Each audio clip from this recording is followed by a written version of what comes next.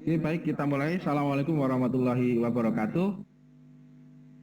Waalaikumsalam. Waalaikumsalam. Selamat pagi, salam sejahtera bagi kita semua.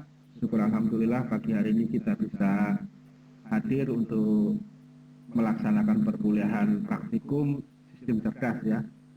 Saya mohon maaf minggu kemarin, Sabtu kemarin itu saya belum bisa karena ada tamu ya dari family gitu ya, dari luar kota, sehingga saya nggak bisa melakukan perkuliahan online. Nah, mudah-mudahan nanti di hari berikutnya di kesempatan berikutnya kita bisa ganti untuk pertemuan yang minggu lalu.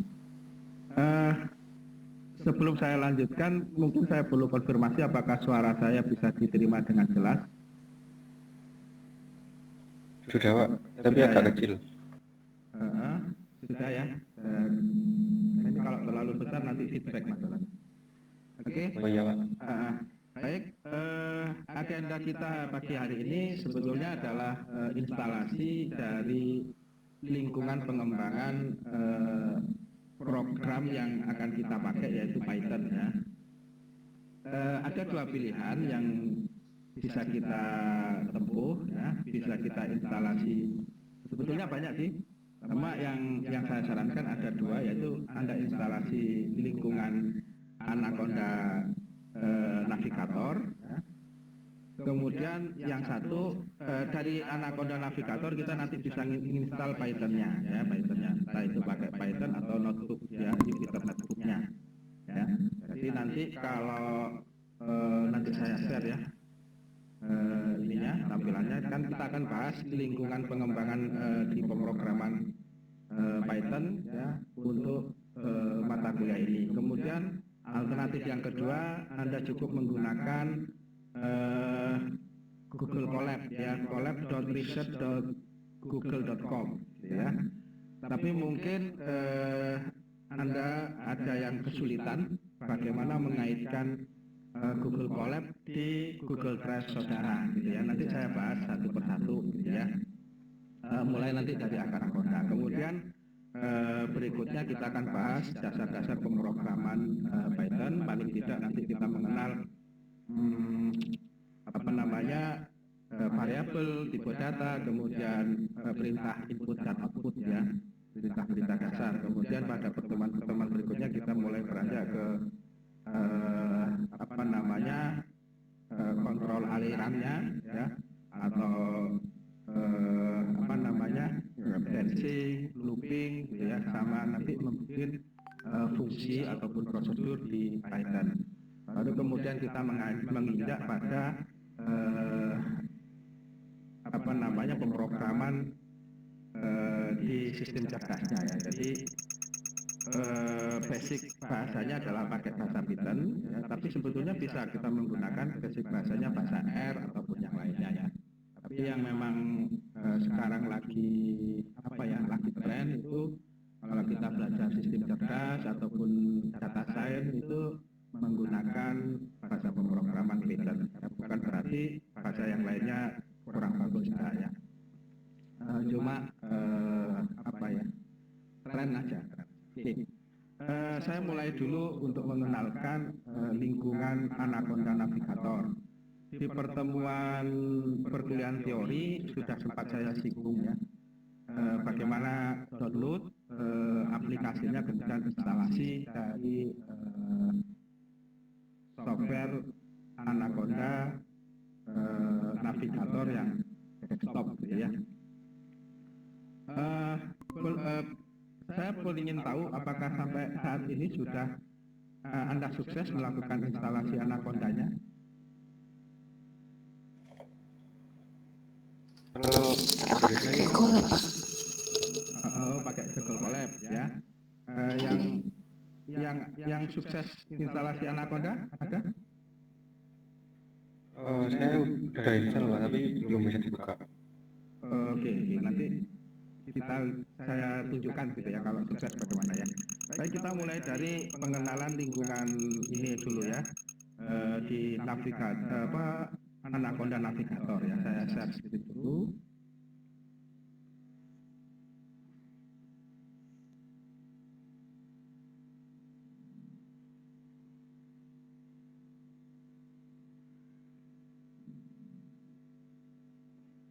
Jadi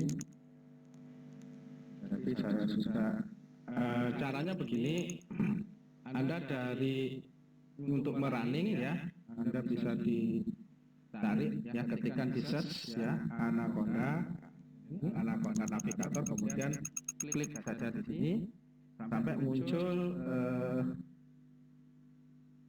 ini ya, desktop semacam ini ya. Jadi masih agak feedback, saya kecilkan dulu. Nah, di lingkungan apa namanya Anaconda Navigator ini ada menu home, environment, learning, dan community ya. Nah, kita fokus dulu di home ya. Nah, di home itu ada beberapa shortcut lah ya, shortcut untuk menjalankan beberapa aplikasi. Ini sangat kompak ya di lingkungannya.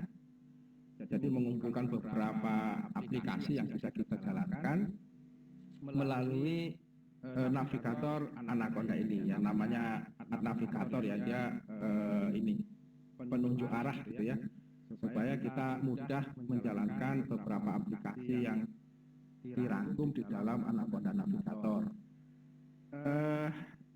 Secara default kalau Anda sudah instalasi Anaconda Navigator ini sukses, nanti yang bisa langsung Anda jalankan ya diantaranya adalah CMD Prompt. Ini sama dengan kalau Anda ketik di ini ya, di search CMD ya, menjalankan command prompt ya, command prompt sama nanti hasilnya kayak gini ya. Nah, ini command prompt ya. Itu bisa nanti dari Anaconda Navigatornya ya. Nah, itu ya dari launch gitu aja. Kemudian Jupyter Lab ya. Coba Mas yang sudah install Anaconda-nya, Anaconda Navigator, coba di running coba. Bisa nggak? Sampai di mana? Nah, kalau di sini tulisannya masih install, itu berarti Anda perlu install. Klik install aja, dia akan mendownload dan otomatis nanti menginstal gitu ya. Nah, Anda untuk membuat program Python bisa menggunakan Jupyter Lab ataupun Jupyter Notebook ya. Jupyter Notebook ini ya. Ini juga saya lupa ya, defaultnya sudah terinstall atau perlu install gitu ya. Kalau tulisannya install berarti dia belum terinstall, tinggal Anda klik install ya. Kalau sukses nanti tinggal launch ya. Nah, kemudian ada PowerShell ya. PowerShell ini hampir sama dengan CMD gitu ya. Kalau saya launch juga macam ini ya, bedanya dia menggunakan lingkungan dari navigator yang sudah aktif ya.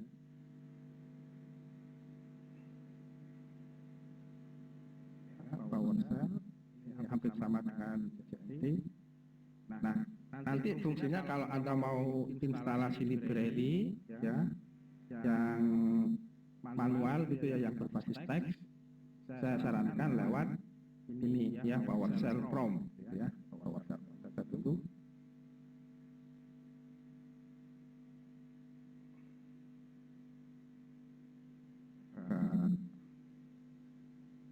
Agak lemot.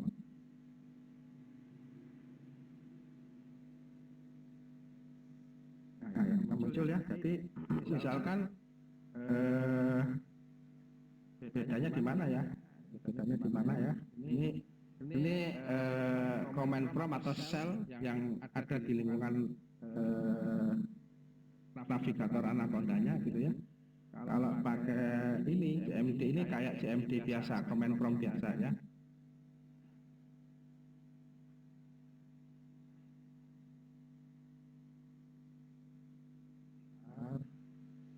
Saya aktifkan biar tahu bedanya nanti dari dua prompt ini.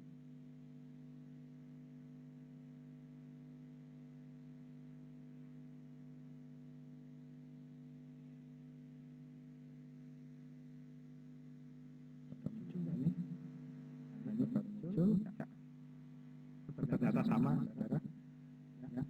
Cuma beda di backgroundnya saja. Misalkan kita mau install library yang diperlukan di program kita ya, banyak library yang mungkin harus diinstal secara manual gitu ya. Cara menginstal library kita menggunakan perintah pip ya. Pip kalau saya enter di sini, kenal enggak dia? Ini yang di command prompt cmd.exe. Kemudian kalau yang di Windows PowerShell ketik pip gitu ya, pip ya, sama juga ya di command prompt juga sudah muncul ya. Nah ini ada perintah-perintahnya kalau kita mau install paket atau library ya, perintahnya pip install kemudian spasi nama paketnya gitu ya. Mudah-mudahan terlihat ya. Nah, ini oke, contoh misalkan di sini saya mau install pandas gitu ya, paket pandas. Jadi pip install pandas. Gitu. Ya kalau sudah terinstall dia bilang ya bahwa paket tersebut sudah terinstall. Dia ngecek. Saya ketikkan juga dengan hal yang sama di PowerShell, jadi install pandas atau misalkan yang lainnya.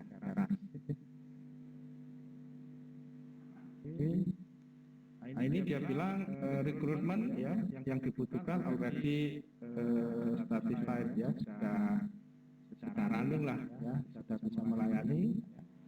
Ini sudah terinstall pandasnya ya. Oke.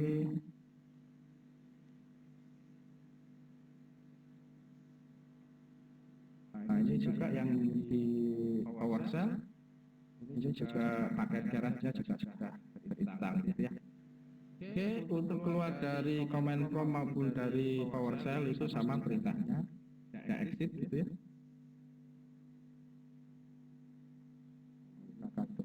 Klik saat. Ya, saya kembali ke sini. Exit. Nah, ini juga nanti exit ya.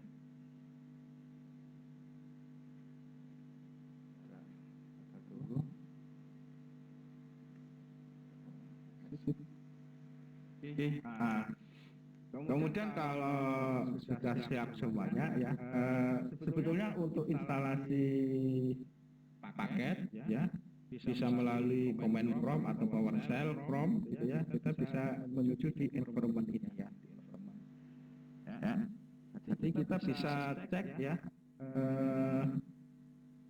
Ini adalah kalau di sini installed itu berarti ini adalah paket-paket yang sudah terinstall ya di komputer kita ya. Kemudian kita cek yang not installed. Kita klik cari di sini misalkan paket pandas ya.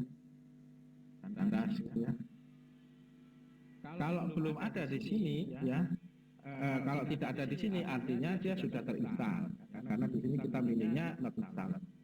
Nah, beda kalau kita pilih yang installed, dia akan muncul. Nah, ini juga penting supaya kita bisa mengetahui apakah paket kita yang sudah terinstall itu sudah updated atau perlu diupdate gitu ya. Nanti kalau perlu diupdate, ada updatean baru nanti akan tertulis di sini dan disarankan untuk update. Kira-kira semacam itu. Apa namanya? Untuk mengecek apakah paket-paket atau library yang kita butuhkan sudah tersedia di mesin kita, di komputer kita, atau belum, atau mungkin perlu diupdate gitu ya, di environment ya, di environment. Nah mungkin sampai di sini ada pertanyaan dulu? Ini belum, Pak. Belum ya? Oke, baik. Nah untuk praktikum kita ya, saya tawarkan Anda bisa menggunakan Jupyter Notebook ya, atau Jupyter Lab, atau menggunakan Colab ya, colab.research.google.com ya. Kita ke Jupyter dulu ya. Nah ini juga sudah saya install di laptop saya, tinggal saya launch gitu ya. Jalankan gitu ya. Oke, kita mengenal dulu lingkungan IDE-nya ya, Integrated Environment Development, Integrated Development Environment ya, IDE dari Jupyter Notebook.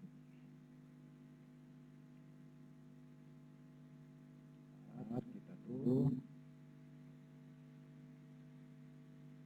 komputer saya memang agak ya, bersabaran.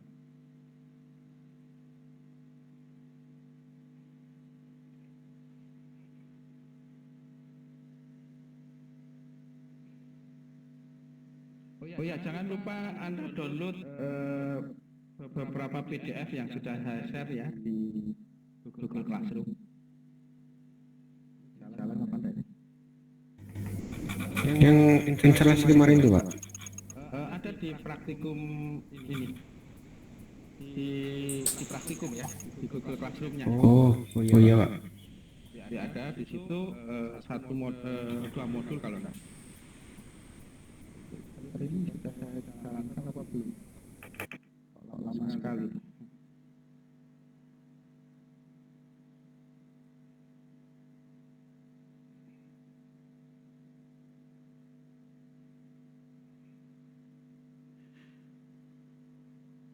Kita perlu tungguin.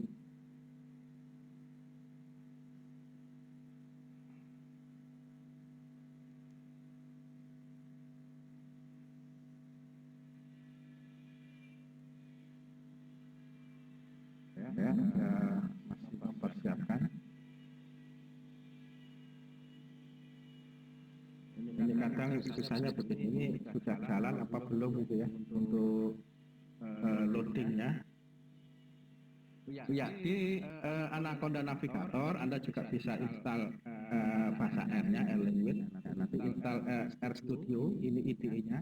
Jadi nanti basisnya bahasa R. Bahasa R itu kalau saya katakan hampir mirip bahasanya dengan bahasa MATLAB ya. Itu Anda sudah pernah belajar pemrograman MATLAB di kampus tutupnya ya.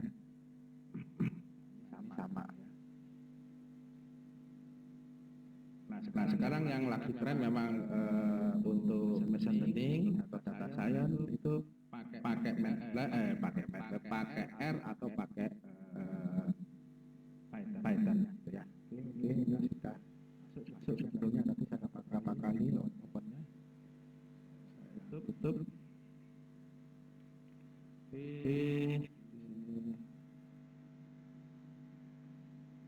kita tunggu loading masnya. Maya sama ya. Oke. Nah, jadi dari navigator Anaconda Navigator ketika kita launch Jupyter Notebook-nya, kita akan masuk ke browser ya. Browser, nanti tergantung default browser di laptop Anda itu apa, apakah pakai Google Chrome atau pakai Microsoft Edge ataupun yang lainnya gitu ya. Kalau di sini saya defaultnya ke Microsoft Edge ya, sehingga nanti munculnya Jupyter Notebook itu di sini ya. Di Microsoft Edge.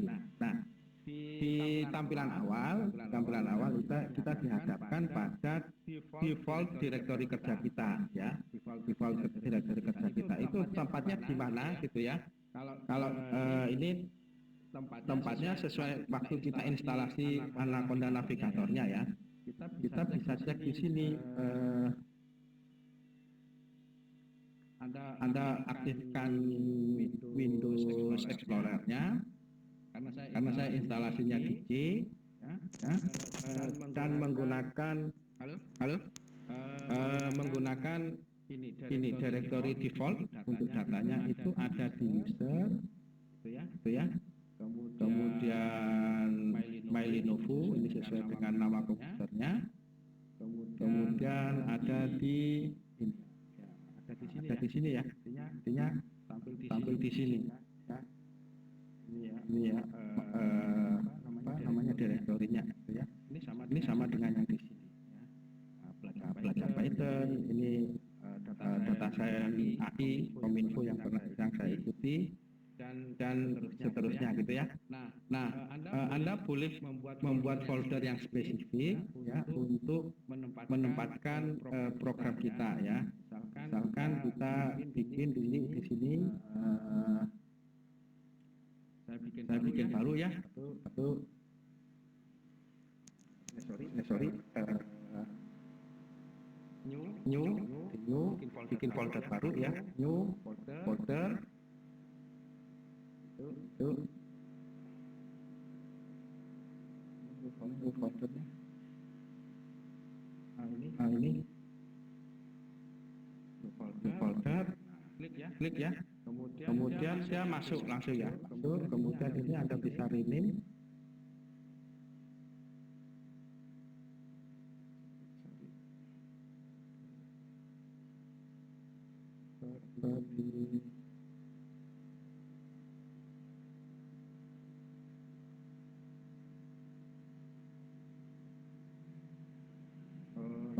Tadinya di tempat tadi ya, rename-nya sebelum diklik ya.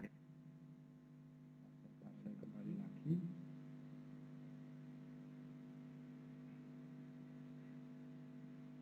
Baik.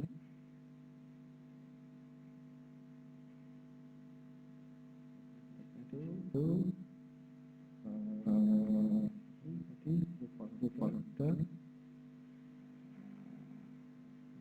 ini yang diklik ya, klik kemudian rename ya, mana ya ini diklik kemudian kita klik rename-nya. Oke, misalkan sekarang saya underscore ini biar nanti munculnya di atas ya, underscore praktikum sistem kertas. Oke, rename.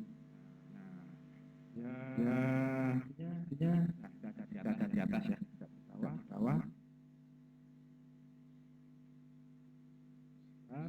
Ini ya. Kemudian untuk kita bikin file programnya, kita klik dulu foldernya. Kalau mau bikin sub folder di dalam ini caranya sama ya. Tapi new, misalkan nanti kita bikin folder untuk data. Folder lagi, kemudian ini klik ya, kemudian rename kita ganti dengan misalkan folder data, kita menempatkan datanya di folder itu gitu ya. Kemudian yang di folder atasnya ya, itu tempat programnya gitu ya. Oke, mungkin sampai di sini ada pertanyaan dulu ya, dari saudara sekalian. Cukup jelas atau perlu saya ulang? Kalau saya cukup jelas, Pak. Mbak Asli? Udah. Cukup, Pak. Oke. Lanjut ya. Kemudian kita bikin program baru ya, file berkas atau file program baru. Caranya di new. Kan ada sudah di folder ini ya, praktikum sistem kertas gitu ya. Kemudian kita bikin baru ya, yaitu notebook Python 3 ya. Kita membuka tabs baru untuk programnya. Kalau yang tab pertama itu untuk file and directory manajemennya ya. Kalau kita di Windows itu mengenal Windows Explorer-nya gitu ya. Kalau di sini ini file and directory manajemennya. Kemudian kalau kita bikin new atau membuka file yang sudah ada, kita akan diarahkan ke tab baru. Nggak tahu kok laptop saya agak lemot ya.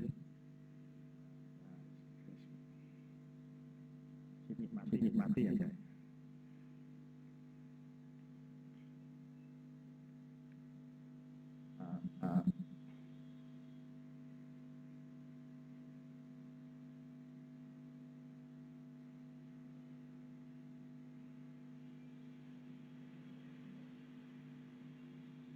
Ya.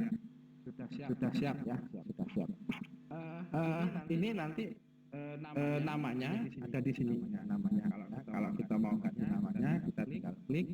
Saya ulang. Ya, untitled ya. Kalau kita bikin new lagi nanti untitled 1, ya, untitled 2 dan seterusnya. Nah, ini kalau kita mau rubah namanya, ini nama defaultnya. Kita klik saja, kita kasih misalkan latihan satu gitu ya. Tarik ini. Sudah ini sudah muncul berkas baru. Kalau mau simpan saja. Nah, itu kita sudah menciptakan sebuah file baru. Kalau kita cek di Windows Explorer nanti muncul praktikum.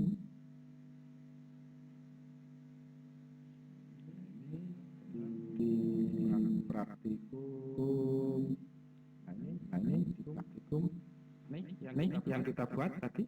Kemudian ini subfolder data. Ya. Kalau ini folder untuk settingan Jupyter Notebook-nya gitu ya.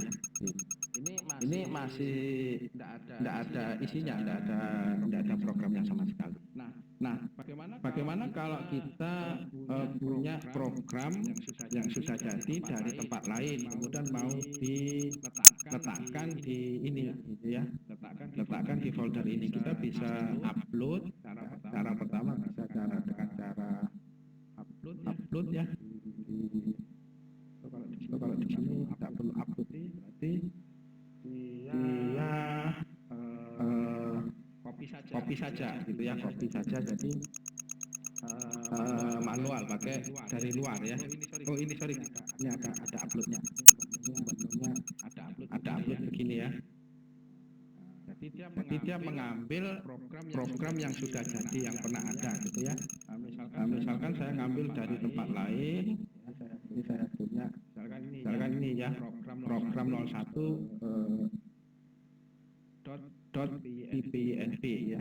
Klik aja kita open. Dia masuk di sini ya. Dia mengimport dari tempat lain gitu ya. Kalau ini saya upload dulu. Ini sudah masuk sini. Kita open dia ke tab baru ya.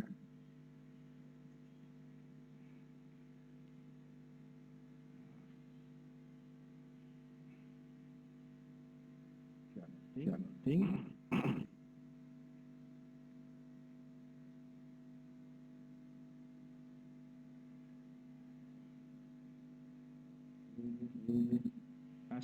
Sambil menunggu ini kita coba cara yang kedua. Cara yang kedua itu pakai Windows Explorer gitu ya, di copy saja gitu ya. Ke tempatnya misalkan saya ngambil tadi kan dari sini ya, dari folder lain misalkan. Sekarang saya ini ya, yang ini saya kopikan ke atau saya uploadkan ke folder praktikum sistem berdaya. Tinggal kita copy di kanan copy, kemudian di paste di sini.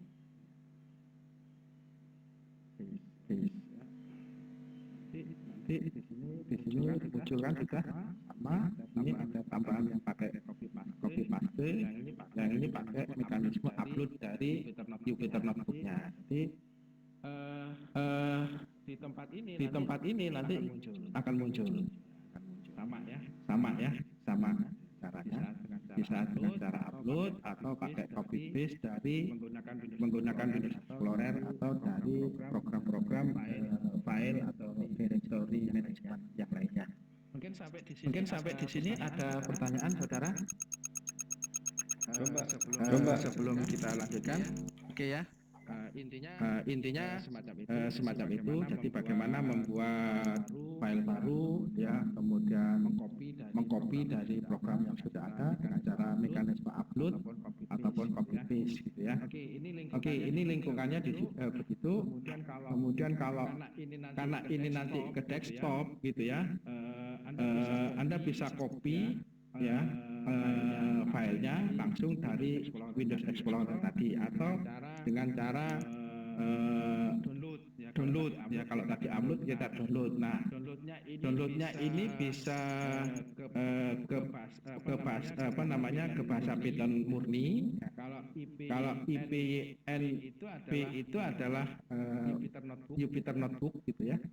Kemudian kalau mau Python murni ya nanti saya di download ya python.py gitu ya, atau aslinya gitu ya, notebook ya ini notebook, ya, formatnya format notebook .ipyfd ya, sama ya. Jadi program yang misalkan ini ya saya mau download, sudah ada isinya. Itu kita pakai ini file download as, kemudian saya download sebagai notebook, ya, file notebook. Ya, dia masuk di folder download nanti. Ya, folder download itu ada di mana ya, saya lihat aja downloadnya di mana. Di download ya, di download. Jadi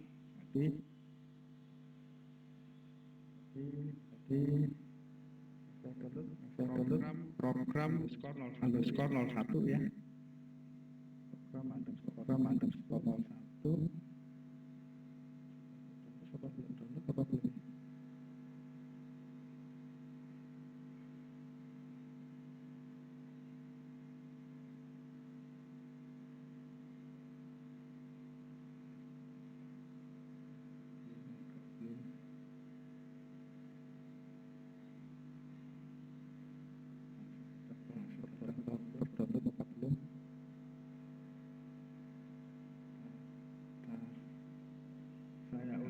Saya ulangi lagi ya. Ini download.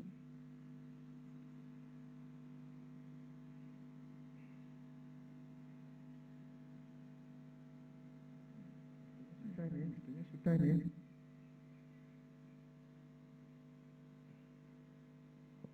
Open.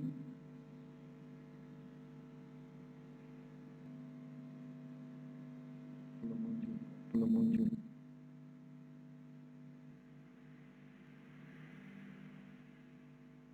Oh ini ternyata sudah dua kali ya. Nah itu cara mendownload program ya, atau mengcopy ya. Karena ini walaupun sama-sama di desktop, ini dikondisikan seperti dari web ya. Jadi dari web gitu ya. Jadi nanti file download gitu ya, pakai apa formatnya gitu ya. Kemudian sebelum saya lanjut untuk membuat program, saya mau mengenalkan dulu juga lingkungan pengembangan kalau kita menggunakan Google Colab ya, Google Colab ya. Kita pindah dulu. Mungkin sebelum saya pindah, ada pertanyaan dulu dengan ini. Dengan di Jupyter. Oke? Ada? Belum Pak. Belum ya. Oh ya, untuk running nanti pakai run gitu ya. Dia karena sifatnya apa namanya interpreter. Nanti saya jelaskan apa bedanya interpreter dengan compiler ya.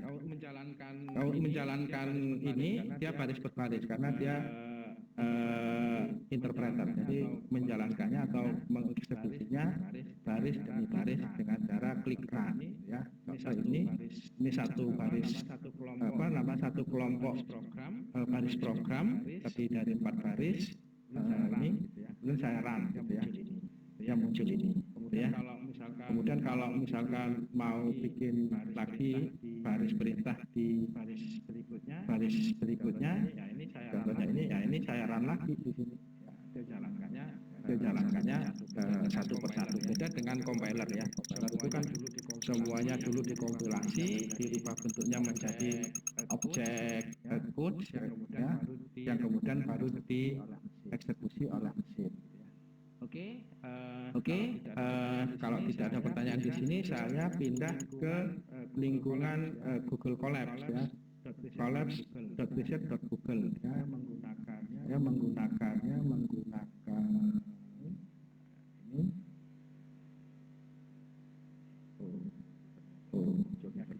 Munculnya di sini ya. Contoh dulu saya punya beberapa login ini sih, login Google ya. Oke, ini dari login saya akun Google saya beberapa itu sudah connect dengan Google Colab. Nah sekarang saya punya satu account lagi yang belum saya konekkan dengan Google Account ya. Jadi Anda berangkatnya dari ini, dari Google Drive ya.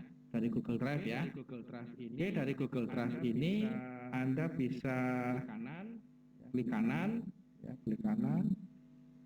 Klik kanan ya. Kemudian pilih lainnya.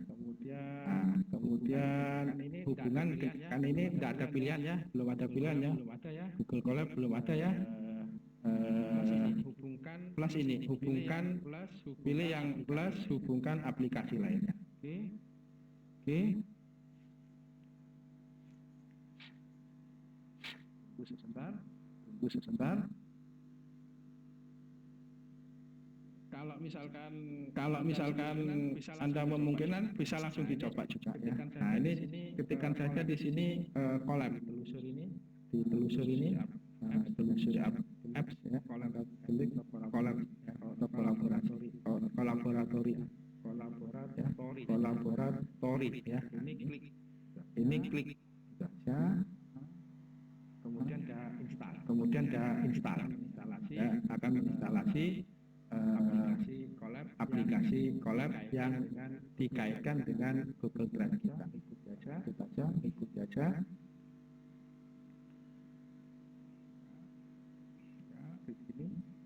Klik ini.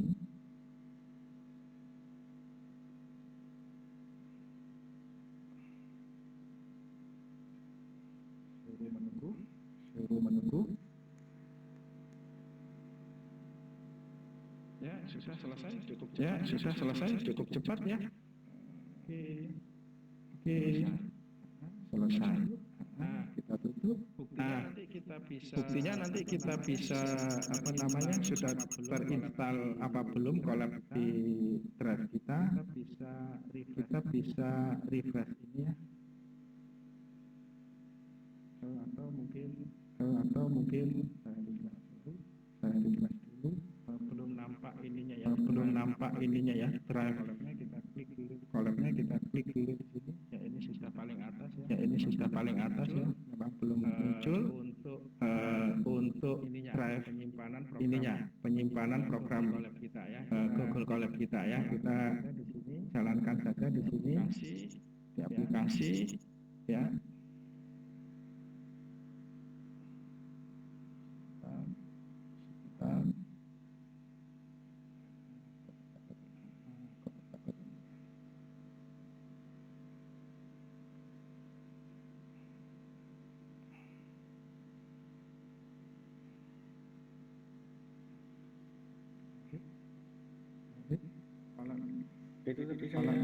Itu tadi saya new lagi Pak, buat baru lagi. Itu tadi saya klik kanan terus pilih lainnya, terus yang Google Collab-nya udah ada, tinggal klik. Yang punya Anda, berarti ya sudah terinstall itu ya. Sudah. Belum muncul sudah ya.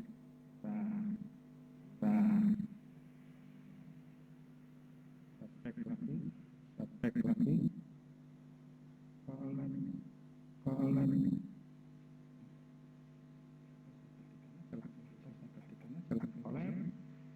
Collab. Bisa Google, kemudian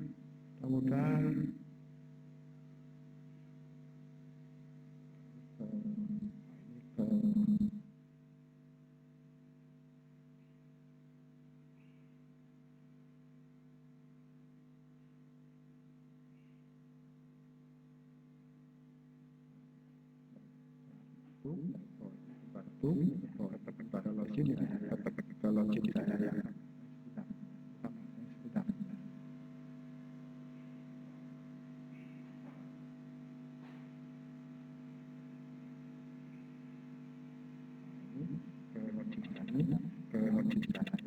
sama.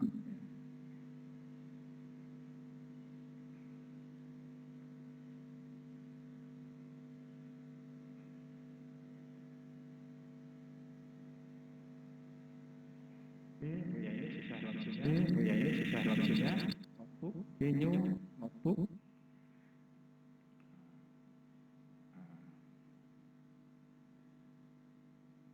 Kita lihat. Mohon maaf ya, karena memang saya punya beberapa akun di Google ya. Ini sudah. Nah, ini sudah. Tadi yang ini yang akun saya yang Yunus 1608 itu ini baru ya, baru. Ya, kalau kita lihat nanti di Google Drive-nya itu mestinya nah ini baru muncul. Nah, baru muncul folder collab notebook. Karena apa? Karena saya barusan sudah otomatis bikin satu ini ya, bikin satu program ini. Ya. Kita coba sekarang latihan satu gitu ya, Ini hampir sama dengan yang tadi. Hampir sama dengan yang tadi yang di Jupyter Notebook ya. Cuma ada sedikit perbedaan. Nah, kita cek dulu ya sebelum kita lebih lanjut apakah Google Colab kita ini betul-betul sudah connect ke Google Drive. Kalau dari Google Drive tadi sudah muncul sih ini drive-nya Google Colab-nya, Colab Notebook-nya ya. Tapi dari Colab-nya sendiri apakah link juga ke Google Drive? Kita lihat di sini. Kita tunggu sebentar. Nah, oke, kita tunggu sebentar. Kalau muncul ini berarti sudah connect ke Google Drive ya. Mestinya ada My Drive itu. Tapi kalau ini kita cek aja di drive-nya, drive collab notebook-nya. Ini sudah ada ya. Nah, ini sudah ada ya. Mestinya sudah collect. Kalau mau unconnect gitu ya, atau di-mount-kan, connect to Google Drive. Oh ya, ini berarti kalau gambar semacam ini, sorry ya, saya ulangi lagi ya. Kalau belum dicoret itu berarti belum terhubung secara ini ya, belum di-mounting kan ya Google Drive-nya. Tapi sebetulnya sudah tersimpan. Cuma di sini kalau kita mau explore file dan foldernya belum bisa nampak, kita harus mengaitkannya di Google Colab-nya ini dengan cara klik ini ya, mount drive ya. Itu connect to Google Drive. Ya. Oke, kita pilih akun kita. Ini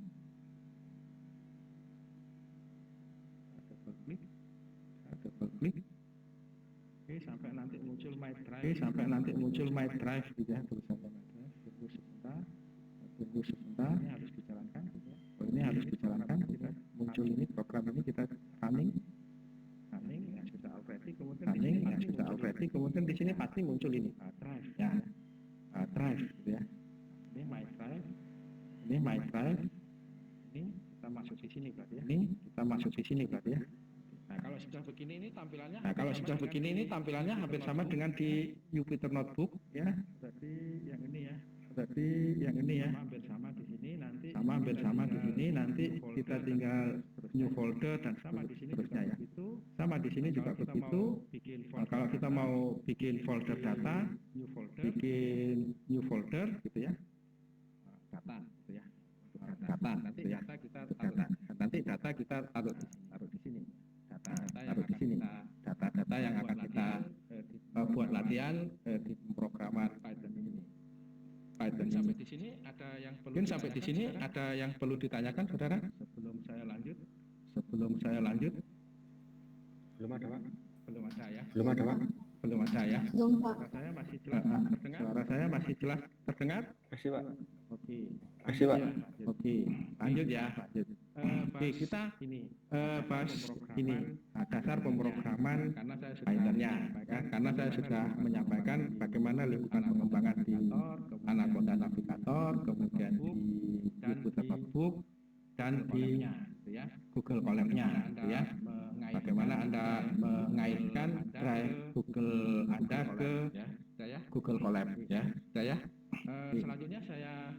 Selanjutnya saya mau menjelaskan dasar-dasar pemrograman Python itu ada di modul yang sudah saya share di Google Classroom ya. Itu saya ngambil modul praktikumnya dari mana ya? Dari internet sih. Dari internet sih. STMIC MTP Palembang. Oke, saya singkat saja di sini. Apa namanya? Dimulai dari pengantar, pemrograman dan struktur bahasa Python, identifier, variabel dan tipe data, pernyataan berkondisi, ini pakai if, then, else, ya. Kemudian perulangan dan pembuatan fungsi. Ya. Saya kira itu aja sih sebetulnya isinya dari ini, garis besar dari Python yang harus kita pelajari sebagai awalan gitu ya, dasar. Nah, nanti pengembangan selanjutnya kita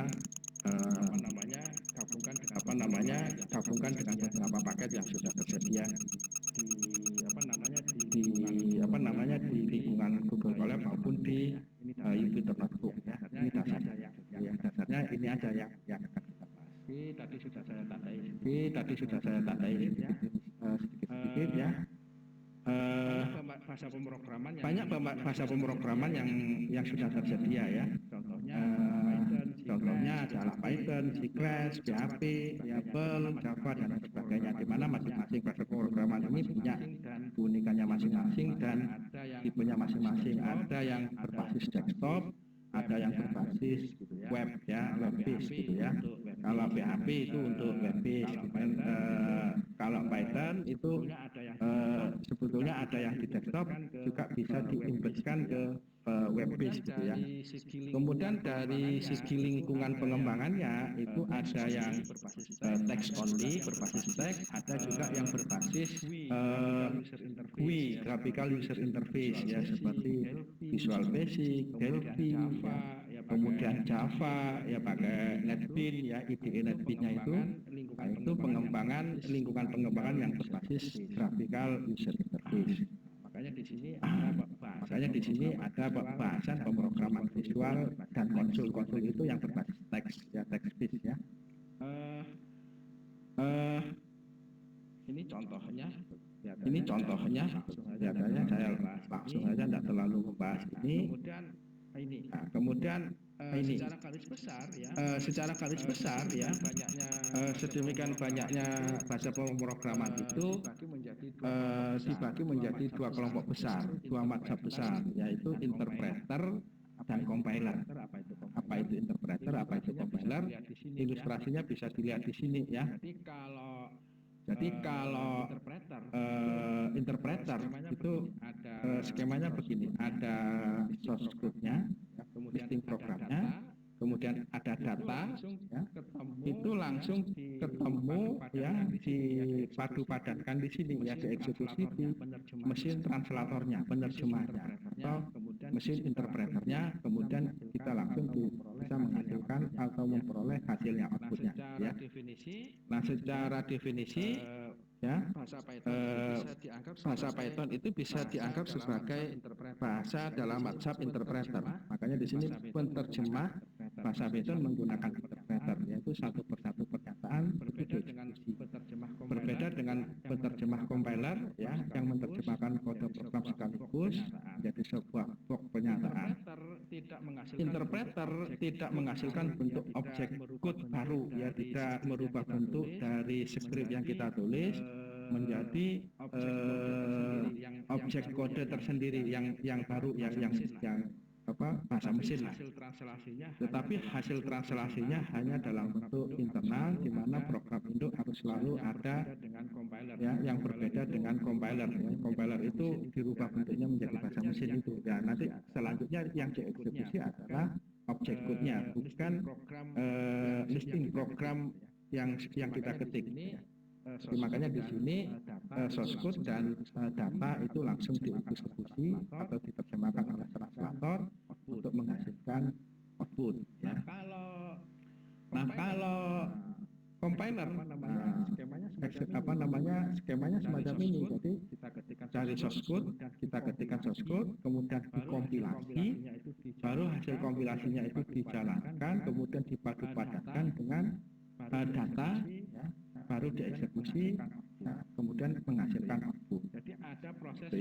Jadi ada proses perubahan bentuk dari source code menjadi object code yang lebih mudah dipahami oleh mesin gitu ya. Ini ada keuntungan dan ada kerugian yang untuk masing-masing ini ya. Kalau translator karena sifatnya eksekusinya baris per baris, itu hasilnya bisa langsung nampak dari setiap barisnya gitu ya. Kalau compiler enggak, dia dikompilasi harus dicek dulu apakah ada sintak errornya atau tidak gitu ya. Ya, entah itu di baris berapa, kalau ketemu dia enggak mau jalan dan enggak mau dilanjutkan gitu ya, harus diperbaiki dulu. Ya, jadi nunggu semuanya sempurna, tidak ada sintak error, ya, ada sintak error. Kalau logic error itu masih bisa jalan ya. Itu kesalahan logika ya. Tapi kalau kesalahan penulisan itu dia tidak mau dikompilasi lebih lanjut. Nah, tentunya kalau dikompilasi sudah gagal dia tidak bisa dieksekusi ya. Kemudian keuntungannya kalau compiler itu source code aslinya itu tidak nampak gitu ya. Kita bisa memberikan objek code-nya, bentuk executable-nya, filenya, ya, file eksekusinya, exe-nya ya, executable filenya ya, bukan listing programnya ya, listing program aslinya. Tapi kalau interpreter ya mau tidak mau kita menyerahkan ininya listing programnya ya ke orang lain gitu ya. Tetapi sekarang karena trennya itu kolaborasi bukan eksklusif semacam itu ya, kolaborasi dari sekian banyak orang ya, tentunya yang paling reasonable adalah dengan share source code ya, sehingga nanti kita pilihannya ya pilihan interpreter karena kita bisa menerjemahkan satu persatu baris ya, dengan lebih cepat tanpa harus menunggu semuanya benar dulu. Nah, itu kira-kira perbedaan interpreter dengan compiler ya. Nah, Python itu masuk di terminologi interpreter gitu ya.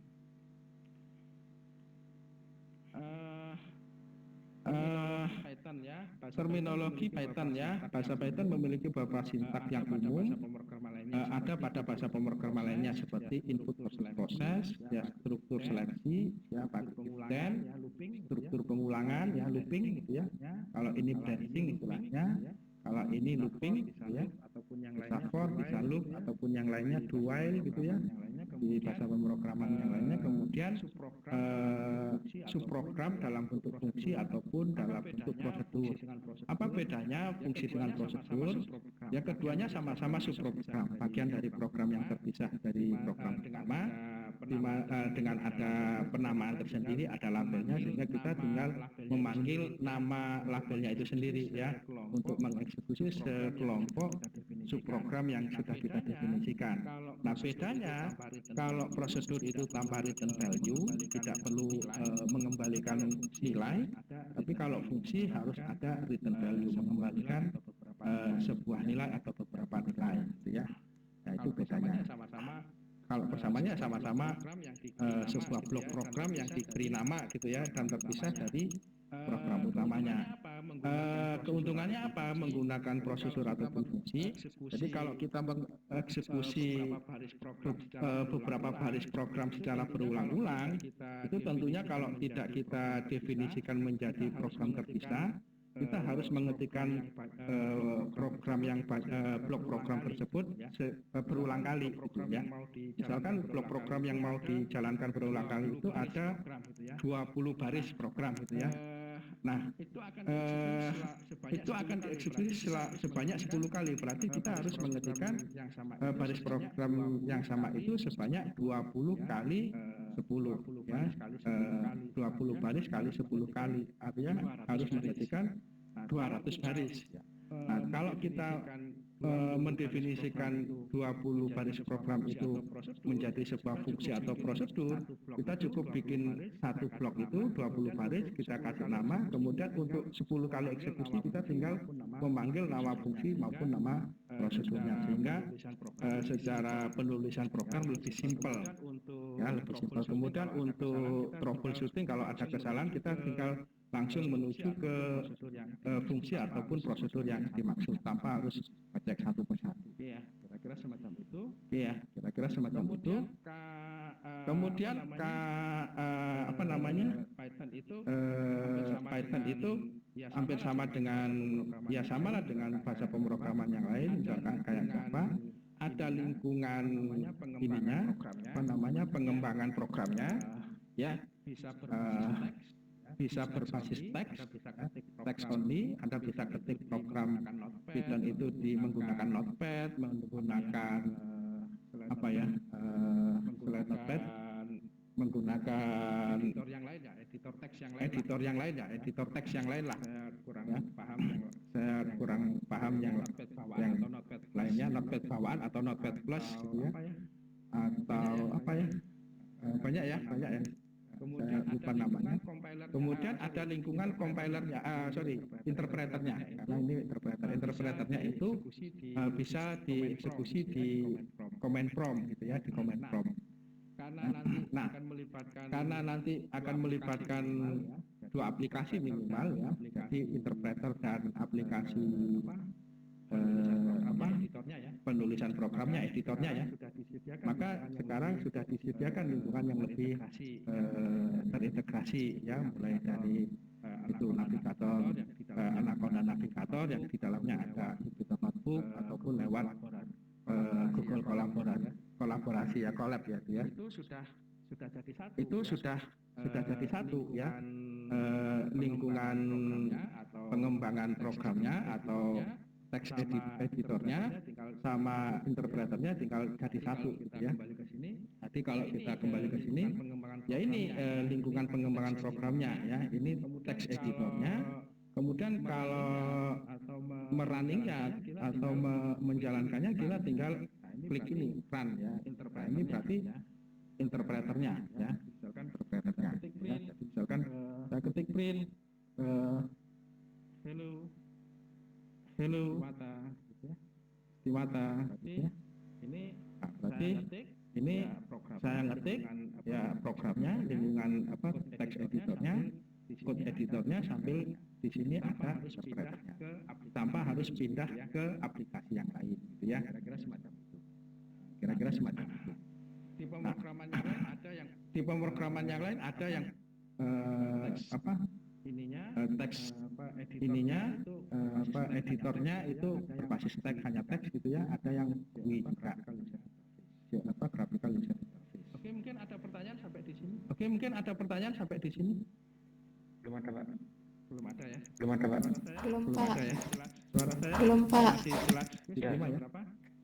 Ini Ya. jam berapa? Sampai setengah 11 saja ya.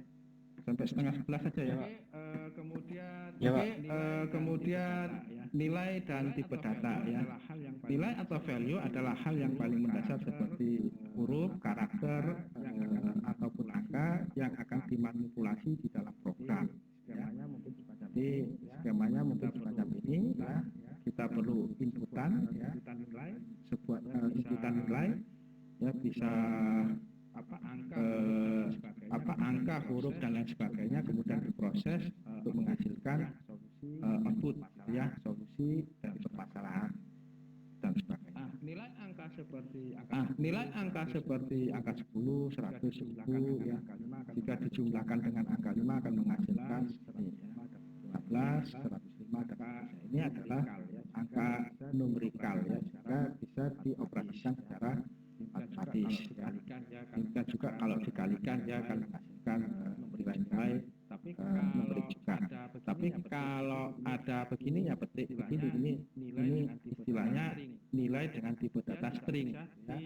Dia tidak bisa dioperasikan secara matematis ya. Dikali 5 ditambah 5 atau dikurangi 5 akan mengalami kegagalan. Oke, semacam ini ya. Jadi ini contoh. Nah, ini kalau angka dengan angka itu bisa menghasilkan 100 ditambah 5 ya 105, 1000 ditambah 5 105. Tapi kalau string 10 ditambah 5 dia gagal ya. Tapi kalau string dengan string itu kemungkinan bisa. Kita coba ya. Nah ini kalau di Jupyter Notebook itu tetap kita mengeksekusi, kita bisa menambah otomatis ada tambahan baris gitu ya. Kalau di sini kita harus ini, plus misalkan sama dengan X sama dengan 100, Y sama dengan 5, Y sama dengan 5. Kelihatan nggak ya? Kelihatan nggak ya? Kelihatan, Pak. Oke, saya Kelihatan, Pak. Oke, saya perbesar. Kemudian saya print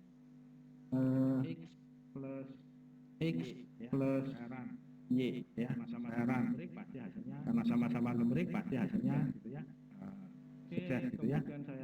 Oke, kemudian saya coba kalau Z sama dengan misalkan 10, kemudian Z C 5 gitu ya. 100 string tapi ya. 100 string tapi ya. Kemudian saya print Z tambah C. Ya, ada error ya, karena karena tidak sama tipenya ya. Tapi kalau C-nya adalah sama-sama string gini ya, 5 string gitu ya. Z tambah C bisa nggak kira-kira? Ini hasilnya berarti 1005 ya, bukan 105. Kenapa? Karena string itu tidak menambahkan secara matematis, tapi dia menggabungkan diri ya, menggabungkan diri. Ada 100 ini kemudian ditambah kali 5, jadi mananya nanti jadi 1000 ya. Operator yang digunakan sama, yaitu plus. Bisa paham perbedaannya? Bisa, Pak. Lanjut ya. Bisa, Pak. Lanjut ya. Cepet-cepetan aja. Mengaktifkan halaman Python itu sama dengan tadi itu ya, bikin new dan seterusnya gitu ya. Yang di Jupyter Notebook maupun yang di Google Colab ya. Saya lompati. Kemudian untuk melakukan input dan output ya dalam bahasa Python ya. Nah, secara garis besar di Python itu hanya mengenal dua jenis tipe data ya sebetulnya ya, yaitu numerik dan string gitu ya.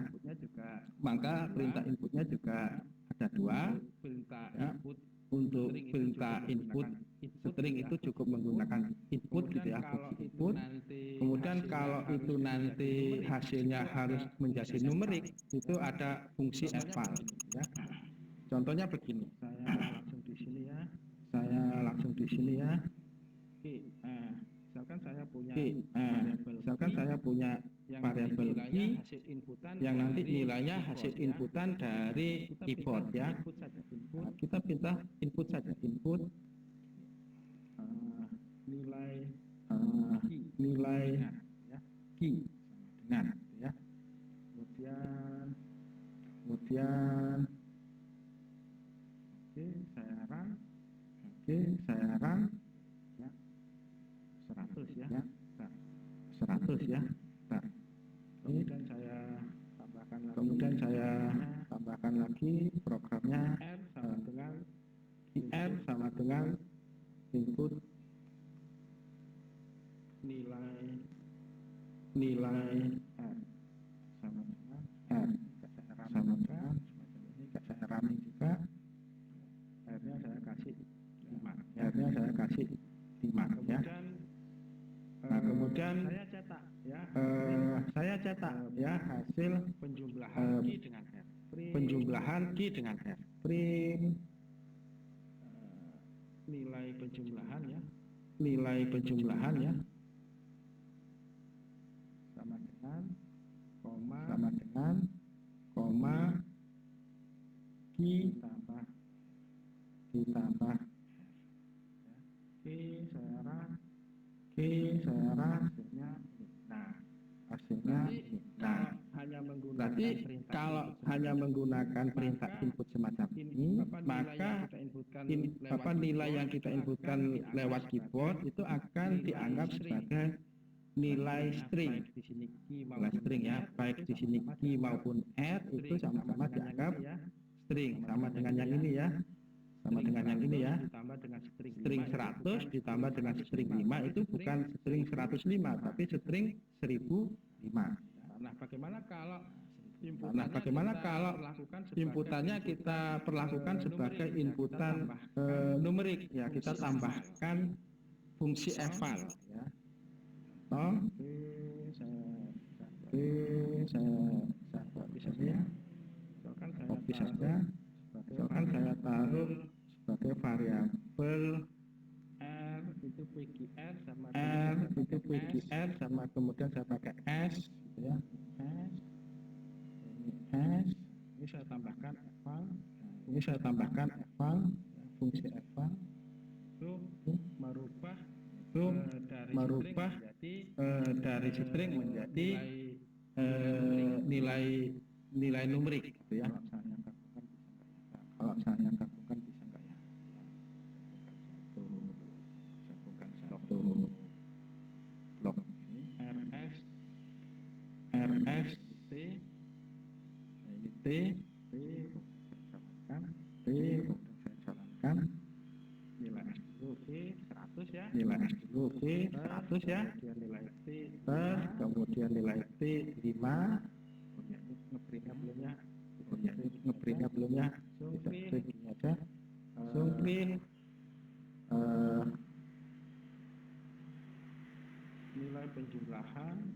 nilai penjumlahan S ditambah S ditambah T hasilnya hasilnya terus ini S-nya 100 maka T-nya 5 maka nilai penjumlahannya adalah 100. inputan untuk Tapi variabel S inputan untuk variabel S dan T itu dikonversi menjadi nilai numerik. Nah, sehingga ketika kita tambahkan gitu ya, secara matematis dia menambahkan nilai 100 ditambah nilai 5, bukan string 100 digabung dengan string 5. Di sini ada pertanyaan, Oke, sampai di sini ada pertanyaan, saudara? Sebelum saya lanjut, Belum ada, Pak. belum ada? Belum ada, Pak. Asri, belum ada? Mbak Asri, Mbak siapa satunya itu tadi? Belum, Pak.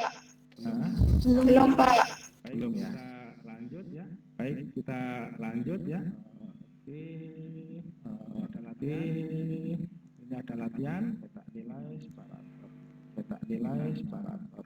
Saya lewati. Nah, saya lewati. Membuat variabel ya. Membuat variabel ya, variabel. Kemudian variabel atau peubah memiliki pengertian sembarang simbol yang dapat dimuati atau diberi nilai ya. Atau sembarang himpunan bilangan gitu ya. Dalam pengertian komputasi sebuah nama yang digunakan untuk menyimpan nilai dengan kapasitas tertentu dan alamat tertentu dalam memori komputer. Variabel merupakan pendaftaran tipe data pada variabel kosakata parameter yang digunakan sebuah program akan mempunyai alamat penyimpanan dan kapasitas data dalam komputer. Yang unik ya, yang unik di Ini yang unik ya, yang unik di Python itu begini ya. Jadi kita bisa mendeklarasikan sembarang variabel masing-masing nilai untuk menyimpan masing-masing nilai ya. harus memikirkan Tanpa harus memikirkan itu tipe datanya apa. Nah, karena di bahasa pemrograman lain seperti di Java, di C++, Delphi atau Pascal di Delphi atau Pascal itu kita tidak hanya mendeklarasikan nama variabel beserta nilainya, tapi kita harus mendefinisikan juga tipe datanya.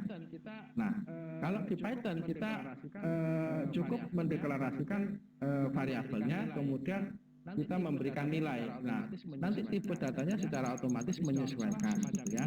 Jadi contoh semacam ini. di atas misalkan Z itu ya. Contoh yang di atas misalkan Z itu ya, Z itu tipe datanya awalnya kita nggak tahu ya. Ketika diisi dengan string maka Z nanti otomatis variabel Z itu bertipe data string. Kenapa? Karena nilai yang ditampung adalah nilai string. Kemudian Nah, kalau X kemudian kalau X ini juga tipe datanya awalnya kita nggak tahu tipe datanya apa ya. Ketika kita isi atau kita beban variabel X dengan nilai numerik 100, maka otomatis dia tipe datanya adalah tipe data numerik ya. kalau di sini Kalau di sini juga lebih simpel lagi. Kalau di bahasa pemrograman lain itu seperti di Java, di C ataupun di Pascal itu numeriknya pun dibagi-bagi, ada integer, ada real, ada double, ada single gitu ya, dan seterusnya. Kalau di sini hanya satu numerik gitu aja ya. Dia akan menyesuaikan. Kalau nilainya nilai bulat ya sudah dianggap sebagai numerik integer. Kalau dia pecahan dianggap sebagai numerik float atau real gitu ya istilahnya ya. Jadi kita tidak diribetkan dengan tipe data. Dia otomatis menyesuaikan. Kemudian apa bisa Pak sebuah variabel yang awalnya diberi nilai numerik, kemudian di program berikutnya diberi nilai string. Apa bisa? Kita coba ya, kita coba.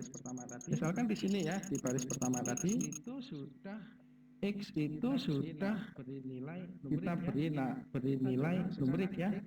Kita coba sekarang X kita rubah setelah di print ya, penjumlahan X dan Y itu kita rubah X-nya kita menjadikan sebagai variabel dengan nilai string. Bisa apa enggak ya?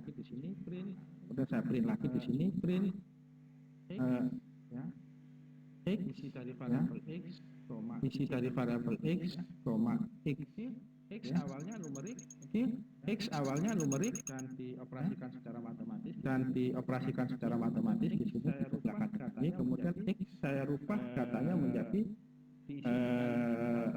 diisi dengan data string sehingga tipe datanya harus menyesuaikan menjadi tipe data string. Kemudian saya print ya di sini ya. Bisa apa enggak gitu ya? Kita jalankan bisa ya. Tadi ya bisa ya. Tadi ini 105 itu hasil operasi penjumlahan antara variabel X numerik dengan Y numerik ya. Kemudian berikutnya X yang tadinya berisi nilai numerik dirubah dengan isi dengan data string gitu ya. Kemudian dicetak dia jadi sangat fleksibel gitu ya, sangat fleksibel. Tapi ada ininya juga sih, ada bahayanya juga ya. Jadi kadang-kadang kita karena lupa atau apa ya, di atas numerik kemudian di tengah-tengah kita rubah menjadi string. Nah ketika ada operasi matematis ternyata error gitu ya. Kenapa? Kita harus menelusuri. Oh ternyata ada perubahan semacam itu. Beda dengan kalau di Java, di C ataupun di Pascal atau Delphi ya, sekali kita mendeklarasikan sebuah variabel dengan tipe data numerik, selamanya ya harus diisi dengan nilai numerik gitu ya. Tidak bisa berubah-ubah semacam ini gitu ya. Ada plus minusnya. Kita lihat dari sisi plusnya. Ya, kita lihat dari sisi plusnya saja ya. Kenapa Python mempunyai karakteristik semacam itu ya, untuk fleksibilitas gitu. Mungkin sampai di sini ada pertanyaan. Oke, mungkin sampai di sini ada pertanyaan sebelum dilanjut. Belum ada Pak. Belum ada ya. Belum ada Pak. Belum ada ya. Belum Pak. Lanjut. Ya, memberikan Saya nilai kira ya, memberikan nilai ke dalam variabel itu tadi ya bisa rubah-rubah gitu ya. Kalau memberikan nilai beberapa nilai variabel ya bedakan baris semacam ini. Jadi kita mendeklarasikan variabel, itu sekaligus memberikan nilainya gitu ya, memberikan nilai. Tidak seperti di Java, di Delphi atau di C++ ya. Kita bisa mendeklarasikan variabel saja dengan tipe datanya tanpa ada nilainya ya. Baru nanti di tengah-tengah program kita kasih nilai untuk variabel tersebut. Tapi kalau di Python ya sekaligus ya. Cuma variabel kalau cuma variabel gitu aja itu kita menganggap ngecek isi nilainya. Misalkan contoh ini ya,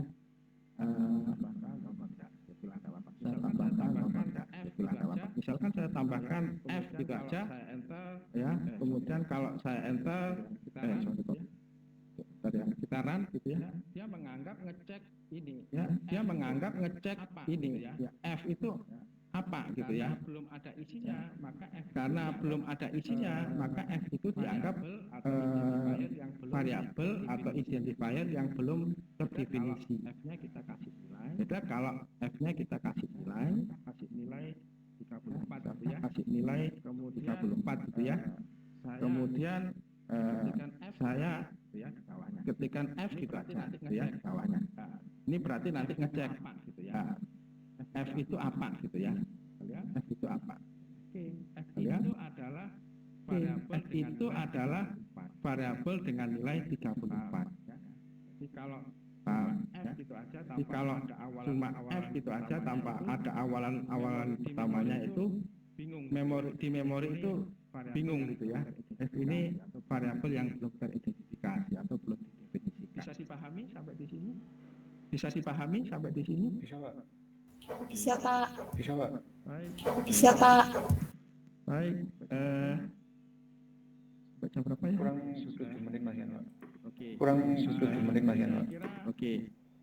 Oke, saya kira mencetak nilai itu pakai print gitu ya. mencetak nilai itu pakai print gitu ya. Kemudian gini, Sama ya kemudian gini, di saya lupa Python itu di untuk penamaan variabel Python itu untuk penamaan variabel itu sama dengan di Pascal kalau di Pascal sorry, di Java ataupun di C dia case sensitif. Saya lupa kalau di Pascal atau Delphi case sensitif atau tidak ya. Jadi F semacam ini, variabel F semacam ini dengan F kapital itu beda. Ya kita lihat ya. pasti ada error. Nah, yang ditanyakan adalah F yang Ada error. Nah, yang ditanyakan adalah F yang besar. Kenapa? Karena dia belum teridentifikasi. Kalau F yang kecil ini muncul sudah. ini dikenali, Ya. yang Ini bisa, ini dikenali, yang ini error. kalau kita kasih sama Paham ya? Kalau kita kasih sama dengan 10, sama dengan F kapital sama dengan 10, maka yang tampil nanti F akan kapital, maka yang tampil nanti angka 34 dan ini yang terakhir. Baca harus print. ini yang terakhir. Print, Baca harus print gitu ya. itu Print, kalau sudah begitu, kali print, kita harus 2 kali print. print. Print. Nah, itu 34 dan 10 ya. Nah, itu 34 dan 10 ya. Lalu jelasnya Lalu jelasnya begini. F nilai F kecil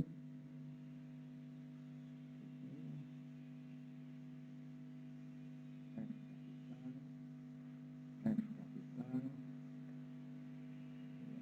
Nah, itu.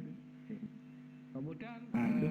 selain case sensitif, Kemudian juga penamaan itu selain ada case sensitif mengandung juga penamaan itu tak boleh ada mengandung simbol-simbol spasi, khusus gitu ya. kemudian Spasi, angka di depan, kemudian saya nggak tahu kalau di ini angka di depan, saya nggak tahu F gitu ya. kalau di ini boleh nggak gitu ya. misalkan 1F gitu ya, boleh enggak gitu ya.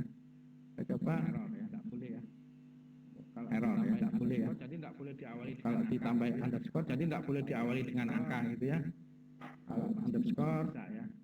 Nah, ini masih F-nya kok bisa masih ya. dikenal ya. Nah ini F-nya kok masih dikenal ya karena sisa di memori sebelumnya gitu ya, sisa di memori sebelumnya. Ini mestinya begitu ya. Ini mestinya begitu ya.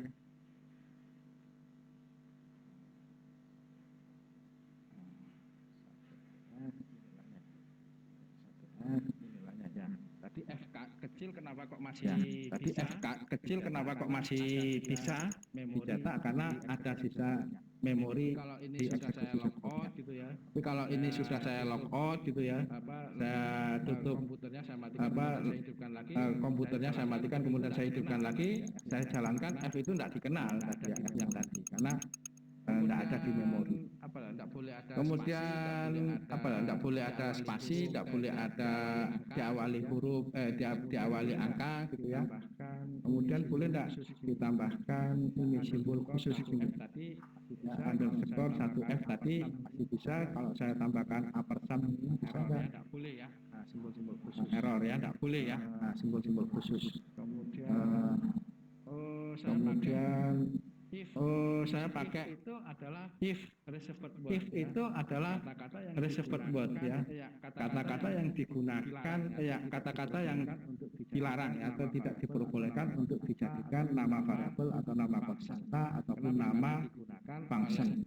Kenapa? Karena digunakan oleh interpreter Python-nya sendiri gitu ya. Jadi kalau saya catatkan, Ya, ini dianggap bukan ya ini dianggap sebuah variabel, bukan deklarasi sebuah variabel, tapi dia menggunakan statement if. Makanya dia salah secara sintaks. jadi tidak boleh Invalid. menggunakan if, Jadi tidak boleh menggunakan if, tidak boleh menggunakan for, elif, ya, tidak boleh menggunakan apa?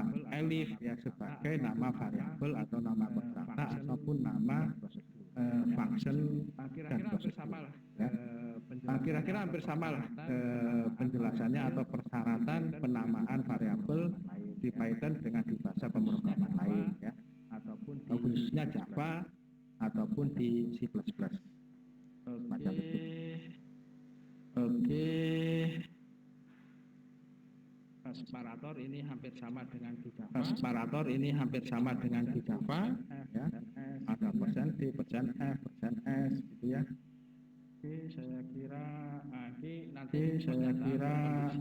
nanti pernyataan berkondisi ya if then itu kita jelaskan di pertemuan berikutnya ya. minggu depan. Nanti mudah-mudahan di minggu depan kita menyelesaikan sampai pembuatan prosedur ya, if, for dan pembuatan fungsi maupun prosedur. Oke, saya kira di pertemuan kali ini kita cukupkan sampai di sini. Sebelum kita akhiri, mungkin ada yang perlu ditanyakan, silakan saudara. Yang perlu ditanyakan? Ada nggak? Kalau Yang perlu dari saya ditanyakan? belum ada Pak, sudah jelas. Kalau dari saya belum ada Pak, sudah jelas semua.